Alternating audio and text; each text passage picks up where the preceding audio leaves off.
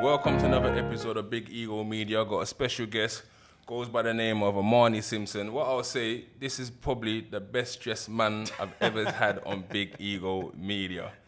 Like, you come dressed for the occasion. I mean, I know Big Ego is a big thing these days, but he didn't have to dress like this, but we'll get to why he dressed like this in a minute. Thank you for coming down. How are you today anyway? Bro, I'm good. I'm tired today, but I'm blessed. I've been doing stuff that I love doing, and yeah, man, how can I complain? Do you know what I'm saying?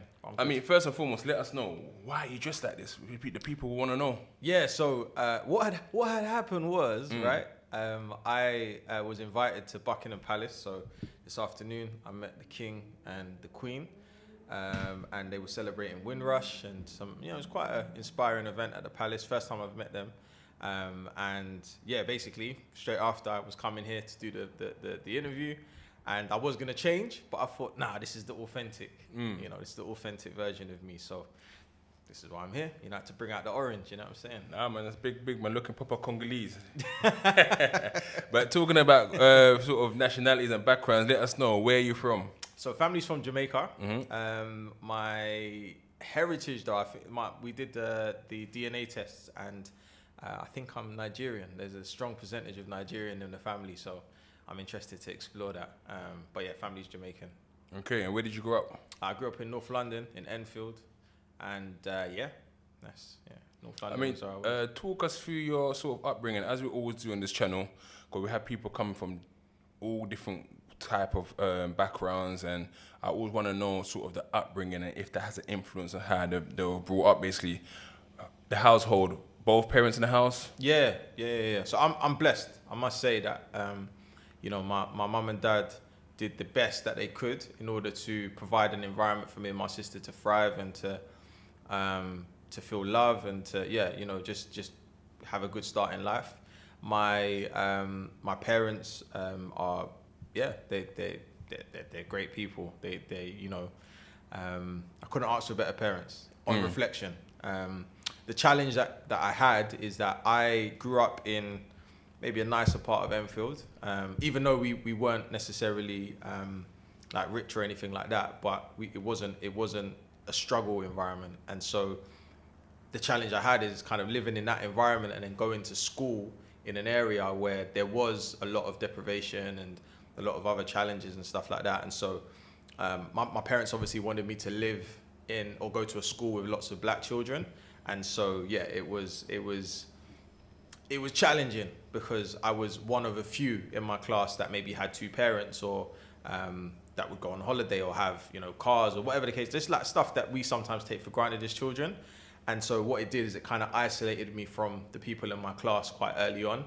And yeah, I think that kind of affected the dynamic my experience. I got bullied from year one, like 5 years old, just trying to fit in, coming from another school, going there and stuff. So yeah, that was like the early doors of my life, really. So it's kind of interesting because a lot of times sort of in kind of the inner London kind of schools, people usually get bullied for not having, you ain't got the latest Nikes, you ain't got the latest Reeboks.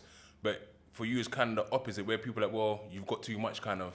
Well, do you know, I wouldn't necessarily put it like that. I don't know if at 5 years old, that is like how you're defining like why I'm going to be like, you know, mean to you or whatever. I think it was like, if I'm honest, I think it was that I was quite shy. I was quite quiet. I was quite timid. And so I wasn't as confident or able to like assert myself with a lot of the other people that had bigger personalities than me. And so like when I talk to my mum now, and she tells me about nursery, she's just like, yeah, I used to just play on my own in the corner. And so to be in a in a playground or a school that has loads of big personalities, I probably like really just struggled to fit in.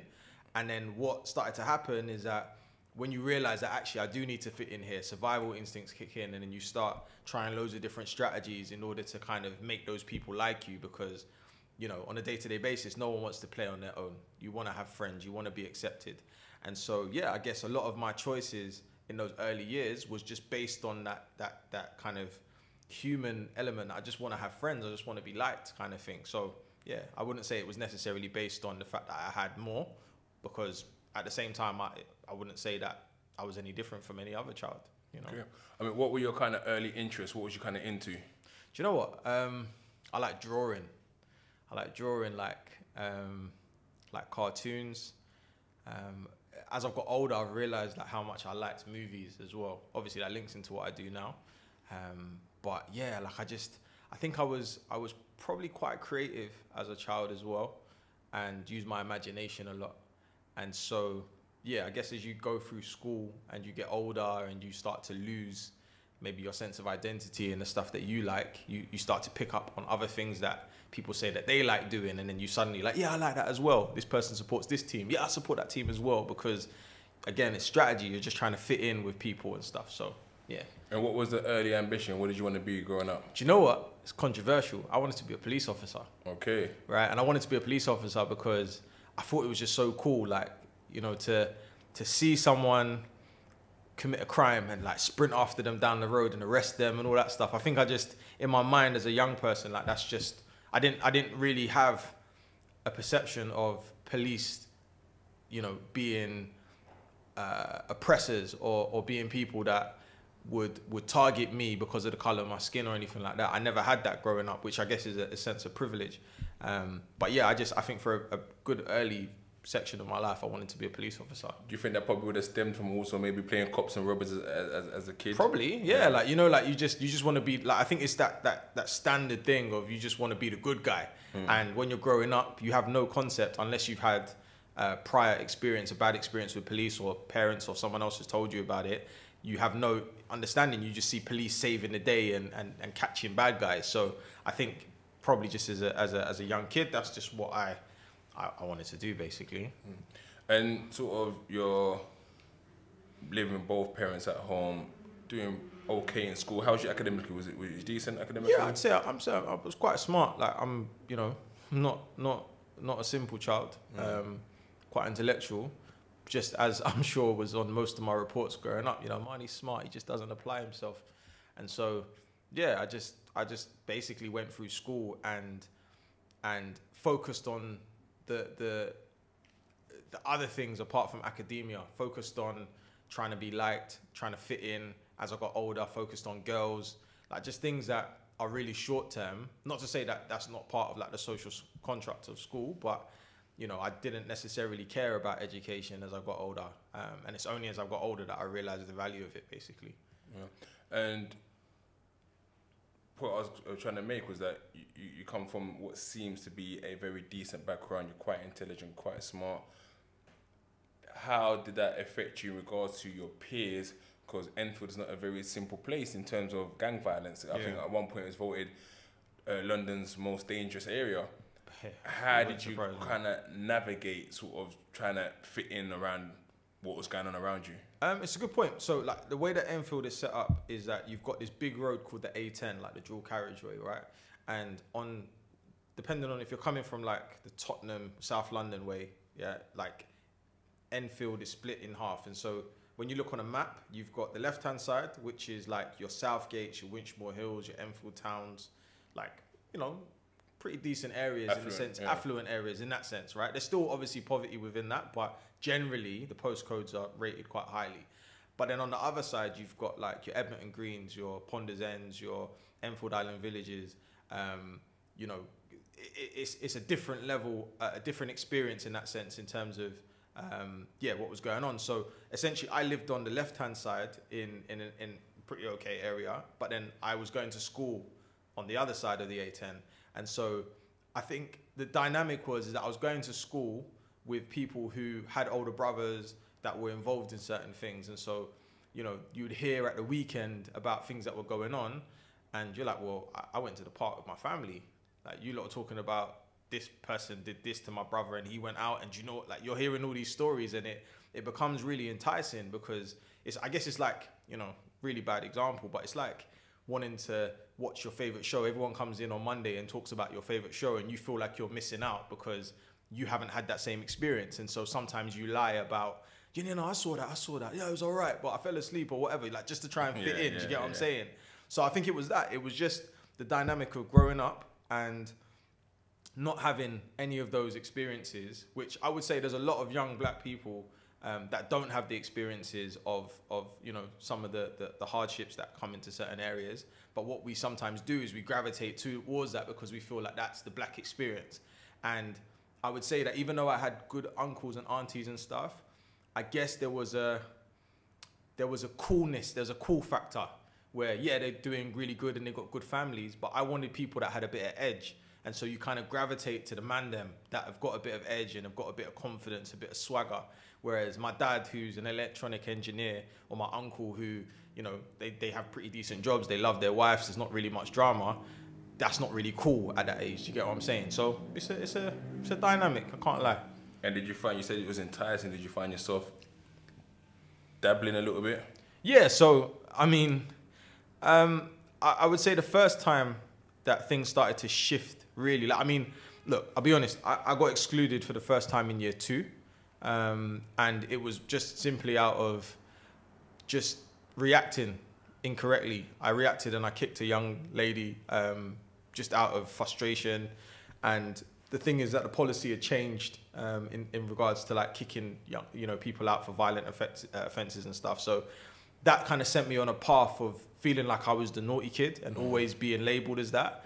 And so even though what I was doing in school was like really trivial, I guess as I got older, you kind of increase in the severity of what you're doing, right? So by the time I got to secondary school, that's my character. I'm starting to believe that's it. My home life is starting to get a bit technical because my parents are really disappointed. They can't understand like why I'm behaving this way and bringing disrespect to their house.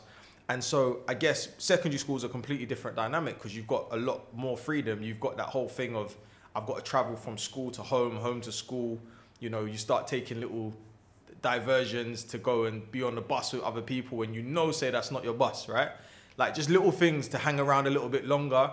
And so, yeah, I would say that as I started to get into like year 8, year 9, some of the habits that I was forming were just really like kind of fast tracking my destruction. And things like I used to steal, just steal money, like food, just things I didn't necessarily need to do, but out of boredom, out of, yeah, you know, they say the devil makes work for idle hands, not really having anything to do, just slowly got into like petty criminal stuff. And yeah, you know, just now I look back, I can see the small steps of how I've actually got there, to be fair, but you can't always see that when you're in the process.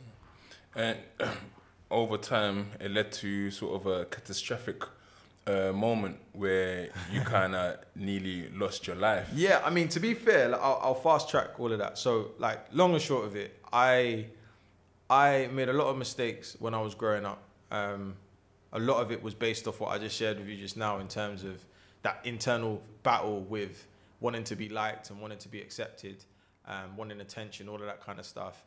And so that led me into loads of different moments where, you know, I got excluded from school, or I got expelled from school, or I got arrested for having an imitation firearm, or did robberies or whatever, or ended up in care. Obviously, I'm summarizing completely, but to be honest, it was more so the mindset that I cultivated during that time and the character that I developed. So I ended up going to Cunch when I was 15. I was groomed by someone to go to Cunch. And, you know, part of the work that I do now is to try and stop that. Obviously, I understand that there's a chain in a lot of these things, and sometimes the people that are grooming have been groomed themselves, right? So it is what it is. But I ended up somewhere and I was selling drugs, and, you know, I had an epiphany, and I'm very grateful that, you know, God like kind of gave me a chance to get out. And I say all of that to say that obviously what you're talking about in terms of that catastrophic event is that when I was 21 years old, I got stabbed 7 times.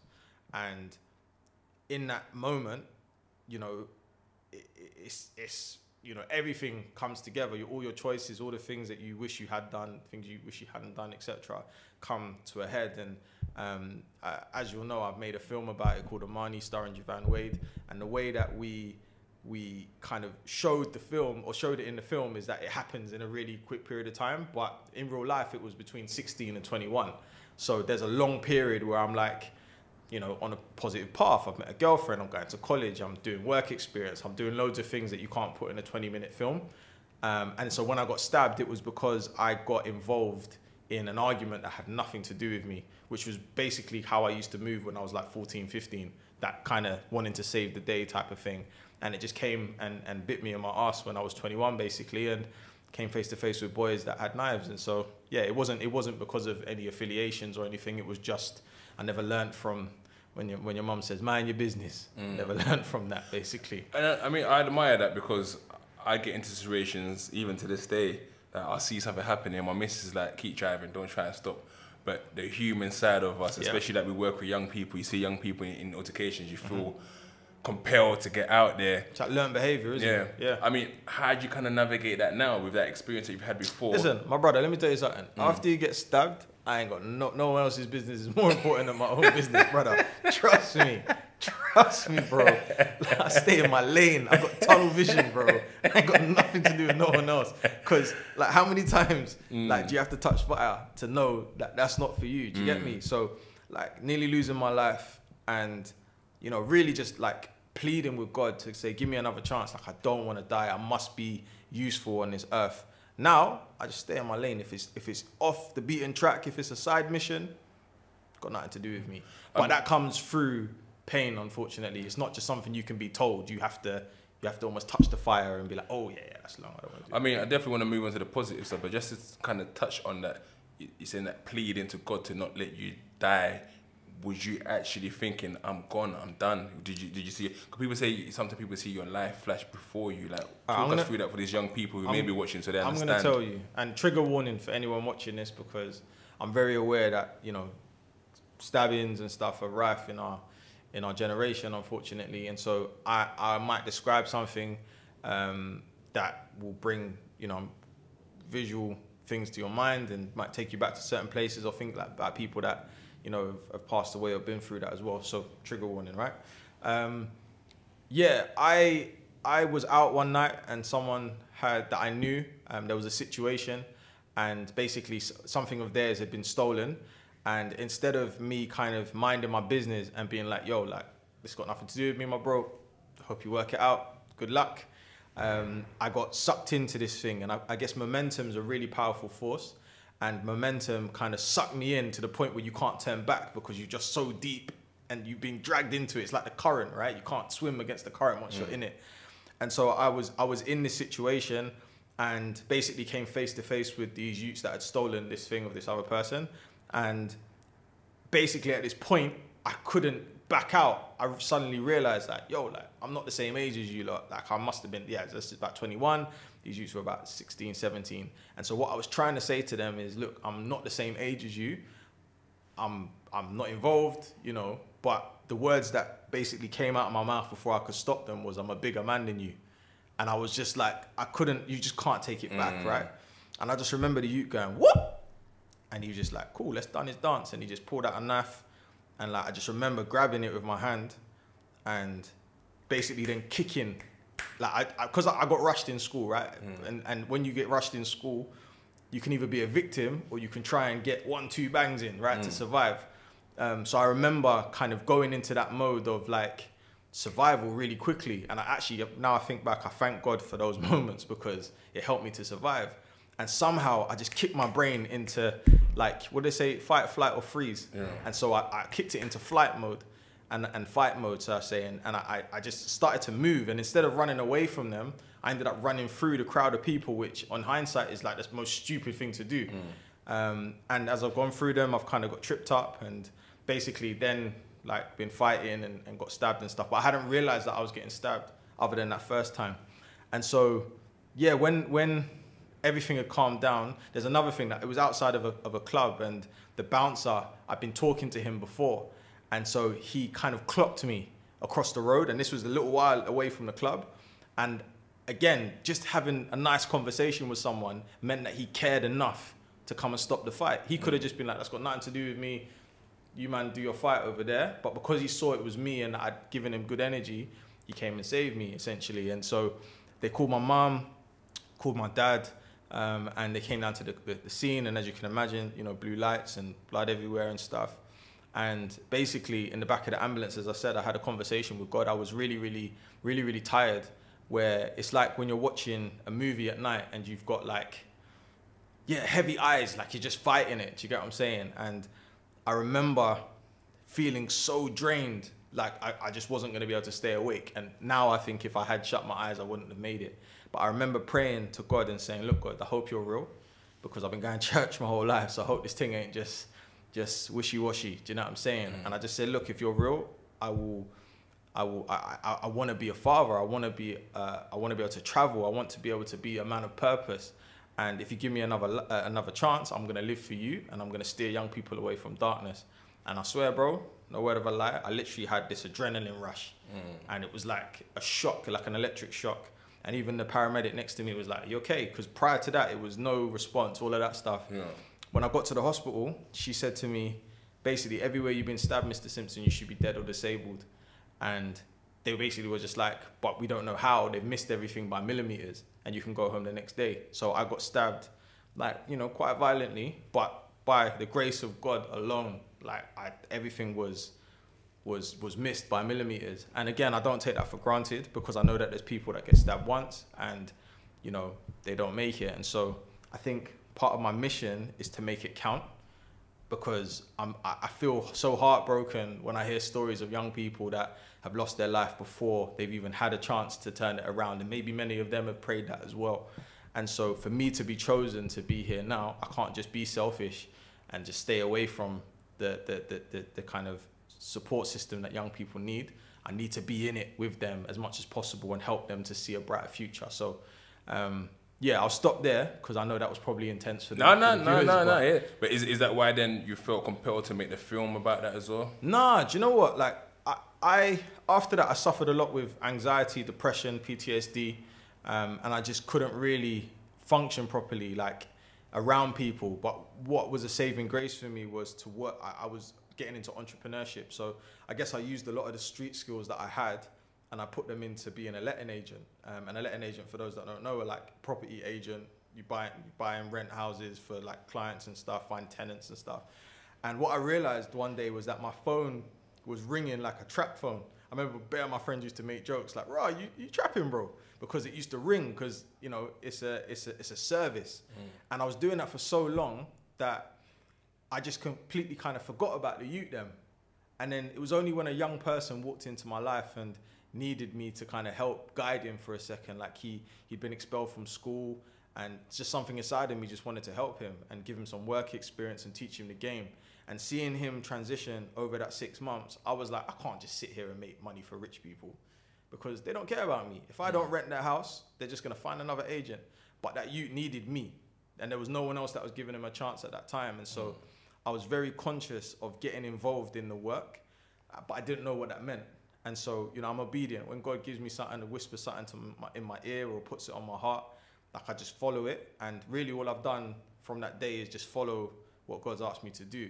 And so, yeah, literally I went to an event. I went to like a social media event, and I ended up meeting the Wall of Comedy boys, and I knew someone that knew them already, but it was like just deep in that relationship. Then Javan went away and was doing the first Purge movie. And I was talking to him out there, and again thinking, "Rah, you're gonna go away and be Hollywood. I don't even know you like that. You're not gonna keep me close." But we stayed close. Do you know what I'm saying? And then when he came back, we had breakfast, and he was like, "I want to do a story about someone that's battling with their faith. If you know someone that's got a story like that, let me know." And I was like, "Well, kind of got a story, like," and I hadn't really ever told him in that way. And he just said to me, "Look, I'm gonna write it as like a spoken word, and I'll let you know. I'll come back to you." And again, you're thinking, "Bro, you're so busy, it's never gonna happen." And yeah, he called me back a couple of weeks into the office and was just like, "Yeah, like, I've got this spoken word. Let me know what you think." And if I'm honest, like, tears were in my eyes. Like, I remember crying, because he literally encapsulated what I was feeling in that ambulance off like a few notes that I gave him. And so it was at that point that we knew that there was something special.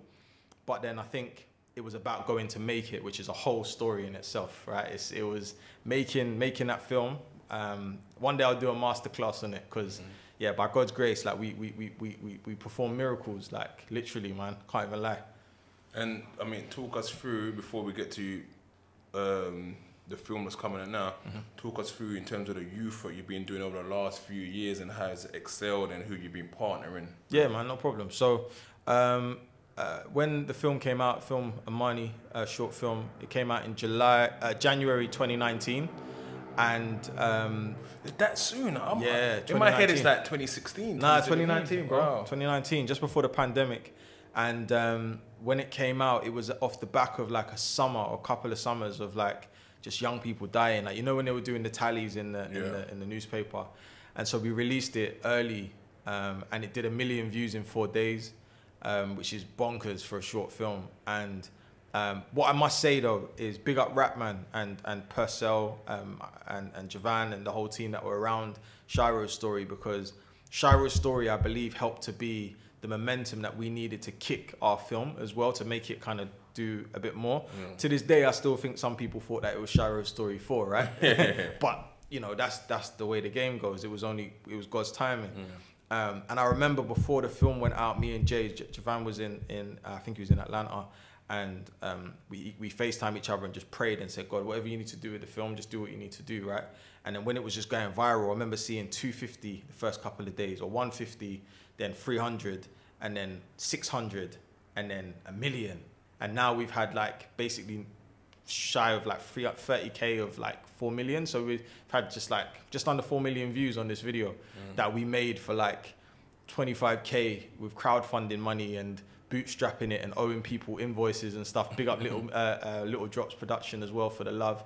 And so yeah, it's given me a platform, man. It's given me a platform to be myself. I get to be myself every day. It's a sense of freedom because I don't have to pretend to be the person that is trying to fit in anymore, because the rooms that I go into, I get to tell my authentic story, and that means that I get to navigate through life without having to pretend, and I can just wear my heart on my chest. And so the work I do now enables me to go into schools, to go into prisons. I'm a governor of a secondary school. I'm the trustee of a massive creative college. I sit on boards. I do work in Parliament in terms of trying to change policies and campaigning. I do work with the Mayor of London's office. I'm on a new board for an event that he's doing. But all of these things, number one, is by the grace of God, and also because I'm always bringing that youth element. I'm always reminding people that we need to engage young people. So it's not just because of a self-glorified, yeah, put me in this position because I want to be. It's not about that. It's about, if I'm here, how can I be the one to prop open the door and be the person that I needed to see when I was in a space of darkness, or when my brothers then were in a space of darkness. And so like now we've just, like literally yesterday, we launched the second phase of the Amani project with Goldman Sachs and Hogan Lovells, which is an employability project for black teenagers aged 16 to 19 who need a second chance. And trying to be the person that my mentor was to me at 16 when he said, look, I'm going to give you another chance, and I'm not going to judge you on what you've done previously. I'm only going to take you on who you want to be from today. And so doing things like that, more films, which we'll talk about in a minute. But yeah, man, everything I work on at the moment is purposeful. And I'm just so grateful that I've been given another chance, and that I've had great, wise and supportive people around me that have enabled me to be refined to the person that you see here today, because I'm only here because of the village. Do you get what I'm saying?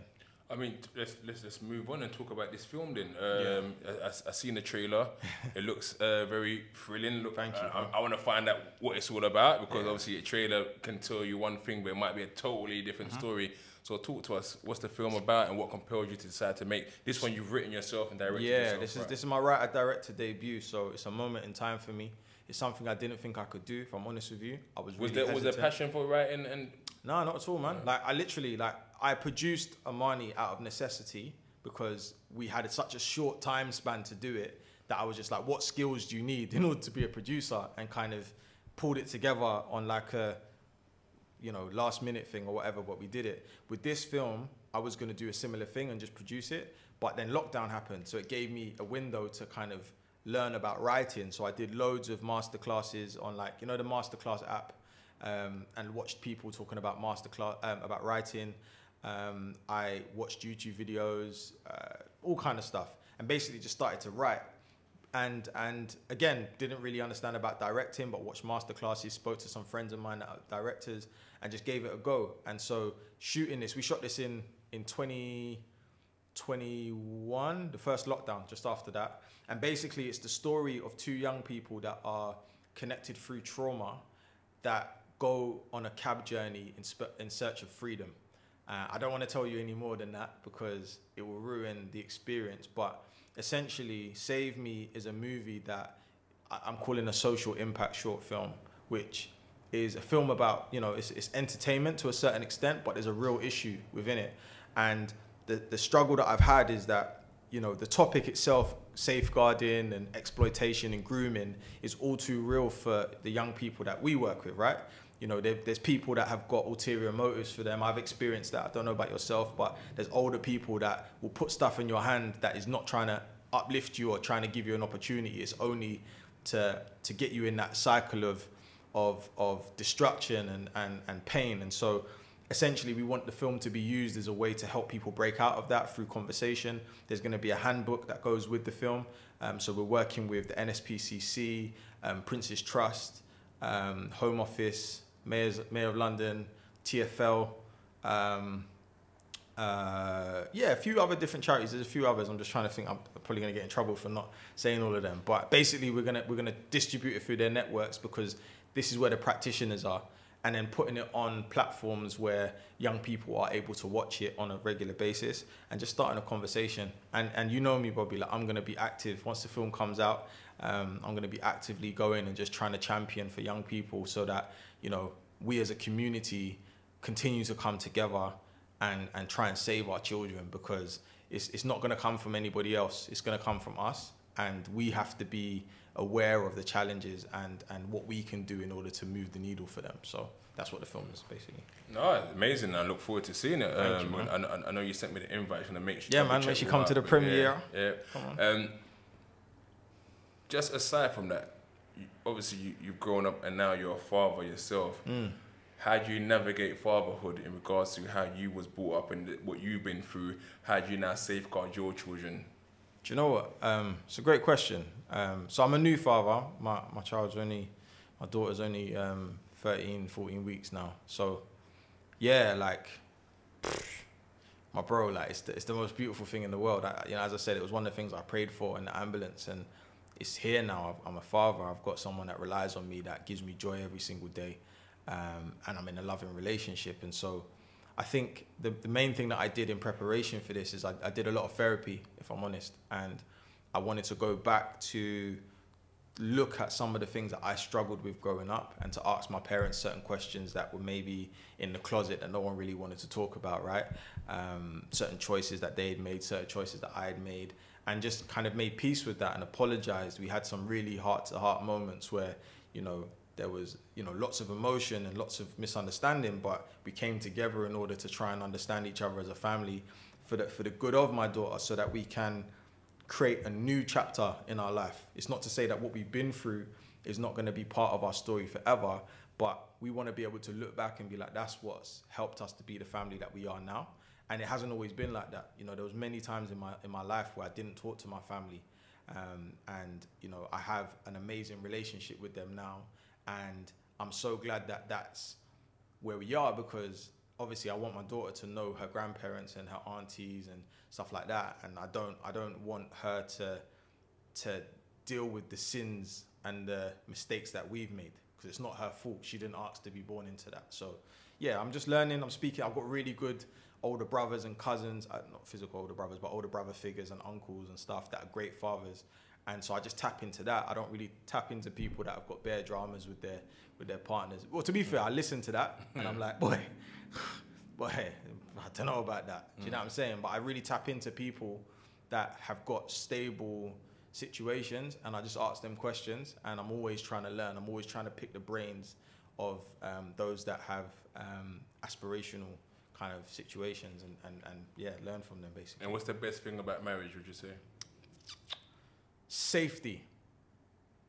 Yeah, safety. It's being able to like offload on someone and know that they've got you unapologetically, and vice versa, right? It's not just, you know, I can call my wife and dump on her how I feel about a day and get encouragement, because we've been through a lot. You know, I was with her when I got stabbed, in terms of relationship wise, and yeah, you know, it hasn't always been straightforward, But generally, we've always tried to make it work, and we've always tried to communicate.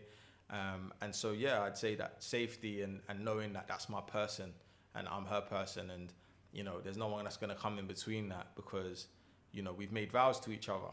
And I think as you grow up we've been together since we were 18, or known each other since 18, and then, you know, she went uni and loads of stuff, like, you know, we've tried to navigate it. But now we as a couple have a stable enough relationship to bring a child into that. Whereas I think there's some people that have children and then try and create a stable relationship, and you don't really even know each other. And of course, everyone makes their own choices, but I think that's been really, really helpful, that I know that my house is a safe space for me and mine, and we can both thrive and learn and grow and cry, and, you get me, and smile together and just do life, basically. I mean, what's been a common theme throughout this conversation has been God. Yeah. How important is God to you and your faith? My guy, listen, let me tell you something. Bro, I can only do this because, you know, first and foremost, man, I gave my life to Christ when I was 24. I really battled with my faith, man. Like, I really battled because, like, Christianity's done some crosses in this lifetime, bro. Like, you get me, to my people, slavery, bare mad stuff that has happened, people being kicked out of church because of different views. And I just remember looking and trying to understand, like, what would Jesus actually do? Do you get me? Like, as much as church is a building and it's a community and stuff, there's people within that, and there's broken people within that environments that have made a really bad reputation of something that's meant to be so beautiful. And so I really had to strip back and try and understand why I believed what I believed, and if I did believe and if not.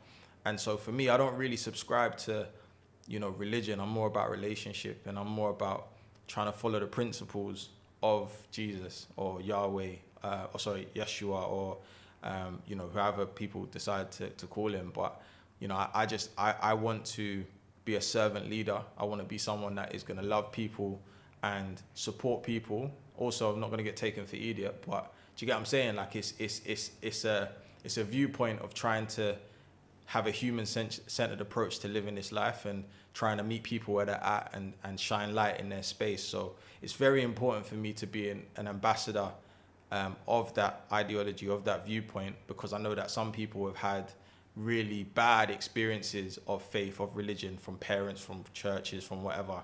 And yeah, I'm just trying to be different. I want someone to look at me and be like, right, there's something different about that guy. What is it? And then maybe ask me and I'll tell them, and it's up to them if that's where they want to go. But, you know, I'm just here to live my life as best as I can and get to the end of my life and hear God say, well done, good and faithful servant. That's it. After that, done. Amazing. And my last question to you is that I see it, but I don't know if anyone's ever told you or if you've seen it yourself. Do you have any political ambitions? Hey, brother, listen. A few people have said that to me. Man, do you know what? Politics, innit? I'm not trying to get involved in that to the point where it's going to be something that someone's going to quote me on later on in life, right? They're going to find this video if I ever do go into politics. But I don't have any ambitions of doing that, man. I feel like I can make more of an influence with relationship and being someone that people in positions of power listen to. So, you know, for example, when I talk about going to meet the king and queen today, if I get invited into places like that again and I start to build relationships in those spaces, then you begin to become an advisor in those spaces that is able to advocate for the community. And you know, I look back to people in the Bible that had that role, like Joseph or Daniel or Isaiah or whoever. Like, there's so many different people that worked with the king of that time to do good things for their set of people. And so I'd rather do that than maybe get caught into the system where, you know, you have to start doing things to survive and looking out for yourself and not always for your constituents and stuff. I'd rather not, because I feel like that would taint the legacy that I'm trying to build. I'd rather... Have you seen The Black Godfather? No. There's a documentary and on Netflix called The Black Godfather, someone called Clarence Avant.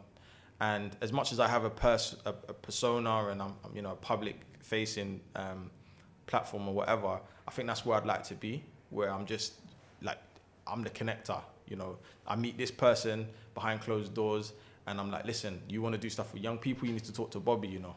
And just, bro, like, Bob, speak to my man, he's got funding for you, he's got this. Because I think sometimes doing it in public facing forums and stuff, I think that's where sometimes things go wrong. So we'll see. We'll never know. If God calls me to do it, then I'll argue with him until I have to do it. Do you get me? But I have no ambitions to do that, to be honest. And Save Me, when is that out and where's it going to be? Where can people find it? Yeah, so Save Me is going to be out on the 5th of July. I'm thinking, am I even able to say that? It's the 5th of July. And it's going to be online, most likely Million Youth Media. And so, yeah, I'm excited for you to see it. There's going to be lots of promo about it, lots of events, lots of screenings. It's probably not just going to be like a one thing. We're going to be going into schools from September and working with the partners. So yeah, I'm sure there'll be lots of different touch points, and I'm just hoping that it has an impact and that it starts conversations. And the tagline from the film is, yes, it takes a community to raise a child, but it takes yes, it takes a village to raise a child, but it takes a community to raise a generation. So amazing. Yeah, amazing. let's do it. Well, we look forward to it. And guys, that's another Big Ego Media interview. And there was the gentleman, goes by Amani Simpson. Hey, before I go, can I just say? Yeah, sure.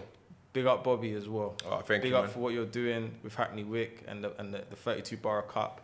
Big up for how you've managed to turn a negative situation into something that is positive, and you're creating a platform where young people can get alternative content. And I know that sometimes that will go, sometimes we don't get the flowers for stuff and you just do it, but you made choices in order to sit here and to be a man of intention and purpose. So God bless your thing, bro. I appreciate it, man. Thank you very much. Love. Thanks for having me. Cheers. Bye.